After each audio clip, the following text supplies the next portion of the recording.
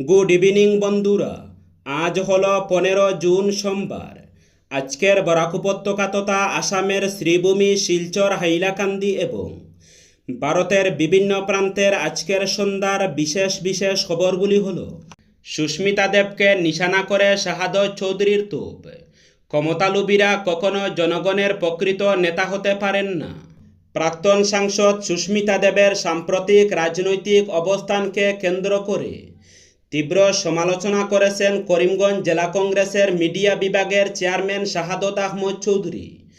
এক বিবৃতিতে তিনি অভিযোগ করেন, ক্ষমতার লোভে আদর্শ বিসর্জন দেওয়া রাজনীতিকরা সাময়িকভাবে রাজনৈতিক সুবিধা পেলেও সাধারণ মানুষের হৃদয়ে স্থায়ী স্থান করে নিতে পারেন না।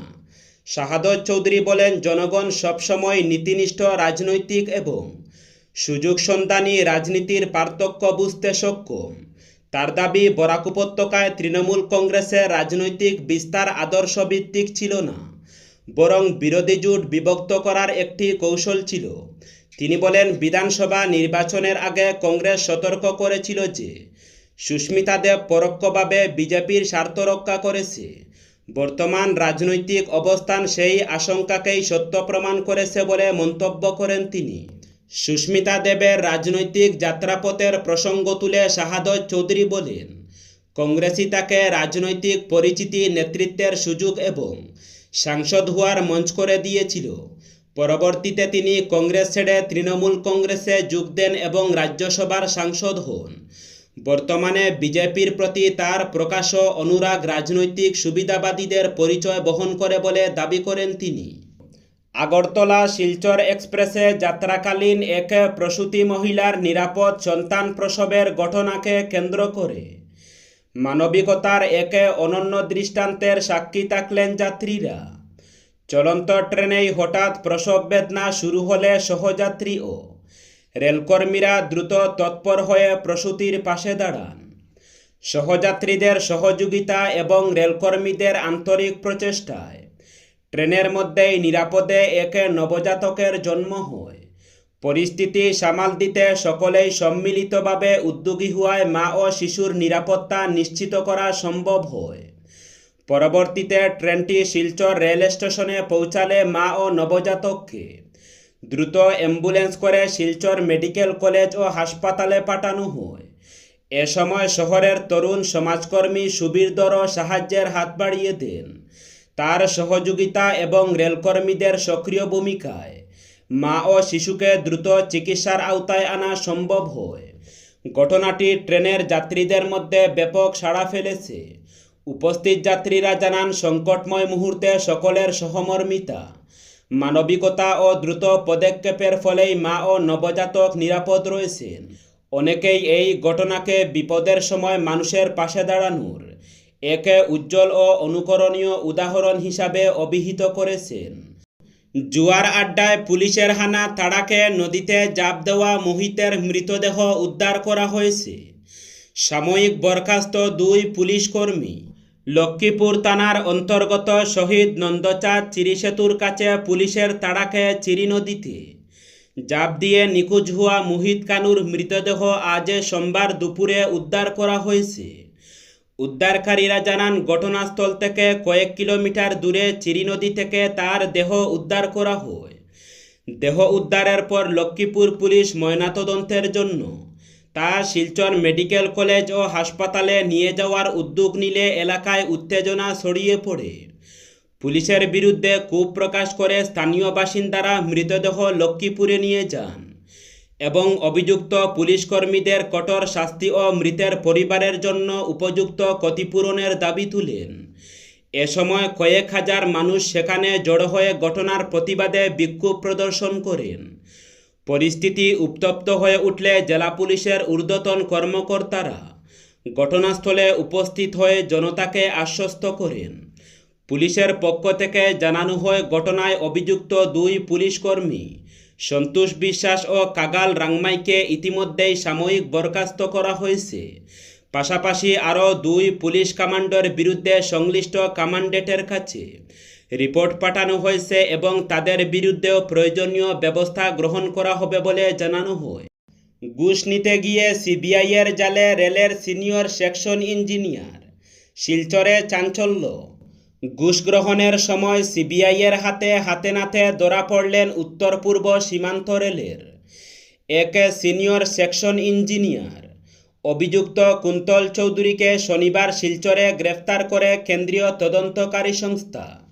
সিবিআই সূত্রে জানা গিয়েছে, এক ঠিকাদারের প্রায় 20 লক্ষ টাকার বকেয়া বিল অনুমোদনের বিনিময়ে 20,000 টাকা ঘুষ দাবি করেছিলেন কুন্তল চৌধুরী। অভিযোগ, গত 12 জুন ওই ঠিকাদার বিল দ্রুত ছাড়ের অনুরোধ জানালে অভিযুক্ত আধিকারিক মোট বিলের 1% অর্থ অবৈধ পারিশ্রমিক হিসাবে দাবি করেন। ঠিকাদারের অভিযোগের ভিত্তিতে 13 জুন কুন্তল চৌধুরীর বিরুদ্ধে মামলা দায়ের করে সিবিআই। এরপর পরিকল্পিত ফাঁদ পেতে শনিবার ঘুষ গ্রহণের সময় অভিযুক্তকে হাতে নাতে গ্রেফতার করা হয়। সিবিআই জানিয়েছে, 20,000 টাকা ঘুষ নেওয়ার সময় তাকে আটক করা হয়। গ্রেফতারের পর রবিবার অভিযুক্তকে গুয়াহাটির সংশ্লিষ্ট আদালতে পেশ করা হয়েছে। একই সঙ্গে তার বাসভবনেও তল্লাশি চালানো হচ্ছে বলে জানা গিয়েছে। পূর্বদলার পালংঘাট বাজার এলাকায় বিশ্রামাগার নির্মাণে আজব কাণ্ড। ড্রেনের উপরে পড়ল পিলার। উন্নয়নের নামে প্রশ্নের মুখে নির্মাণ কাজ। দলাই বিধানসভায় রাস্তার নালার উপরে কমিউনিটি হলে পিলার বেজ খুব স্থানীয়দের। কাছাড় জেলার দলাই বিধানসভা এলাকার কাবুগঞ্জ আমরাঘাট সড়কের পাশে নির্মীয়মান একটি সরকারি প্রকল্পকে কেন্দ্র করে উঠেছে একাধিক প্রশ্ন। স্থানীয়দের অভিযোগ, সরকারি অর্থে নির্মিতব্য একটি কমিউনিটি হল এমনভাবে নির্মাণ করা হচ্ছে যা ভবিষ্যতে জননিরাপত্তার জন্য হুমকি হয়ে দাঁড়াতে পারে। স্থানীয় সূত্রে জানা গেছে, ঐতিহ্যবাহী সিসিজেসি স্কুলের সম্মুখভাগে রাস্তার পাশে প্রকল্পটির নির্মাণ কাজ চলছে। তবে নির্মাণস্থলে কোনো তথ্যফলক না থাকায় প্রকল্পটির নাম অনুমোদিত হবে।